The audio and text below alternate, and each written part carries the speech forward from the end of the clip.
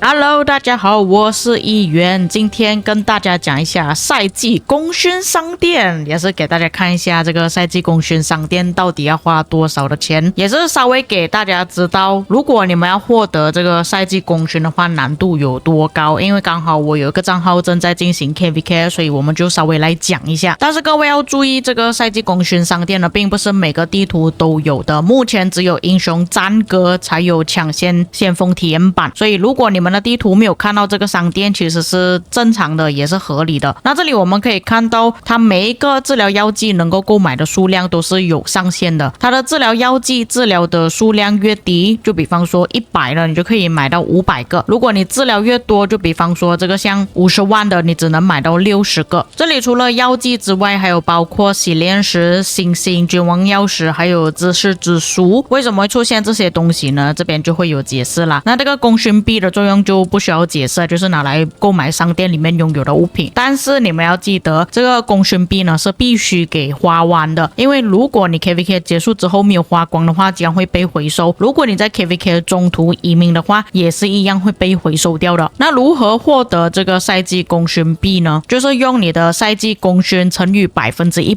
你就可以获得相对的赛季功勋币了。那么问题来了，如果要获得这些功勋值的话，会不会很难呢？那么刚好我有一个账号正在进行 KVK， 我们来稍微看一下。那么我的 KVK 才刚开始不久而已，然后我获得的击杀呢，其实也算是比较少。不过我相信多数玩家应该获得的击杀量跟我是差不多，因为我们只是刚开始关卡4而已。我的王国处于 CD 主王国，我目前是获得了1600万的部队击杀，然后功勋值的话，我是获得了400万。那么我去换算了一下，基本上我是已经可以把这边商店所有的东西都给清空了。但问题是，它这个治疗药剂究竟是怎样去治疗的？如果我要治疗部队的话，我需要用到多少的治疗药剂？这个你们可以点开来查看啊。如果你治疗 T1 到 T5 部队的话，总共是消耗分别为需要用到10个、20个、40个、50个、100个治疗药剂。其实它这个价格是比起之前我玩沙场点兵的时候消耗还要更多。这里我是有做数据啦，你们可以做一下对比。这个是多少年前啊？4年前的影片了。之前我们治疗一个 T1 部队的时候是需要2个而已，但是现在变成10个，就是多出了5倍。然而这个价值其实是不值得的，因为官方他们改了这个功勋值获得的数量。如果你击杀 T1 的时候，你只有拿到1分而已，其实是不值得的，拿去治疗 T1 部队。与其是这样子的话，还不如你们直接像正常这样子去治疗 T1 部队。虽然是会消耗资源，但是治疗的速度只是需要3秒而已，所以没有必要去用治疗药剂来治疗 T1 部队。接着 T2 部队原本是要用视频的治疗药剂，但是现在变成20了。T3 原本8个变成40个， T4 原本20个变成50个，多出了1倍。T5 40个变成100个，多出了1倍多左右。所以我是觉得说，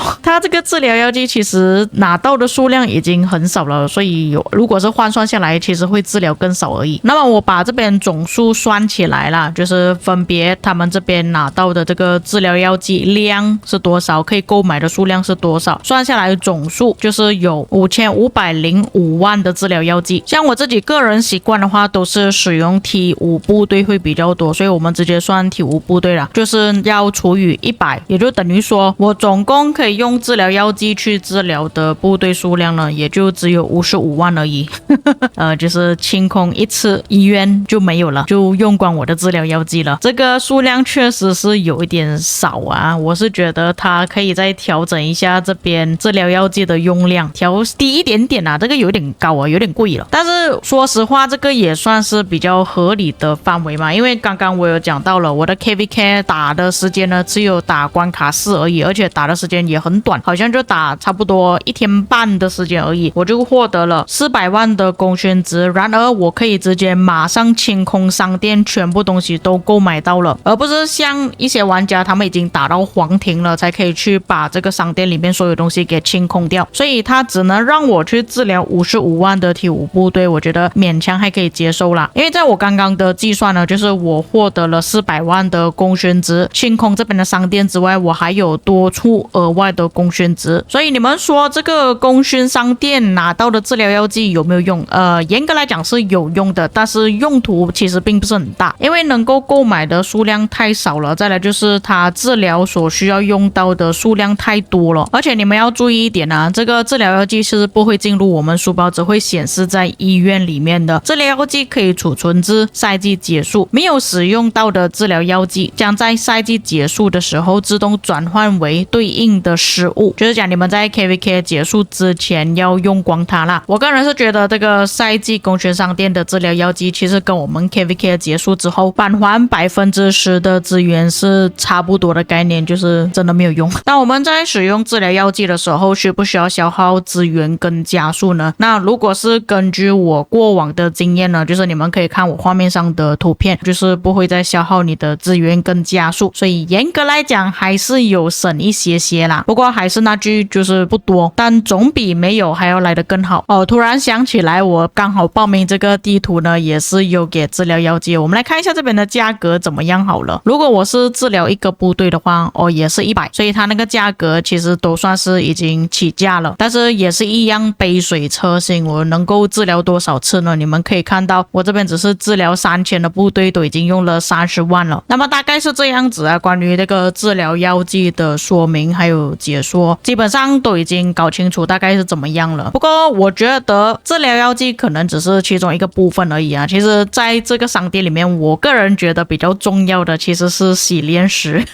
因为如果你是一般的玩家的话，其实你要获得洗炼石是比较困难一点的。就算我们每个星期都可以在军器商店那边去购买洗炼石，但是获得的数量其实是很有限的，而且你必须要有这个镀银币才可以去兑换到这边的洗炼石。如果你是比较少去购买军器的玩家，其实你要获得这么多的数量是比较难一点的。就是讲有时候有一些玩家他可能每个星期都没有办法去清空这个商店，就比方说像我自己的账号这样子就好了，你看我买完了之后还剩下26个，但是我已经是没有办法再继续买了，因为我的镀银币不够。我每天可以获得这些镀银币的方法呢，就只能通过游历啊或者是委托来获得而已，就是拿这些不要的军器回收才可以获得。所以我是觉得说在那个功勋商店出来之后，我们可以拿到比较多的洗炼石，同时间你们也可以在这个商店购买洗炼石，又或者是你把这个洗炼石全部买光之后，你还可以拿去买这个自选阵型宝箱，可以拿到更加多的军器。只要你有打仗的话，基本上你可以很容易的去清空这个功勋商店，你是肯定可以拿到这个50个的洗炼石，除非你不打架而已。这样大家就更加有机会可以去把自己的军器给洗炼好。我反而觉得现在玩家比较缺的就是洗炼重置石，还有那些已经没有追求的玩家应该都会去拿这个淬炼石了吧。 OK， 那么以上就是本期内容。当然如果有一些遗漏或错误的地方，各位可以在评论区帮我补充。至于各位对于这个赛季功勋商店有什么看法，可以在评论区给我知道。我们下个影片再见。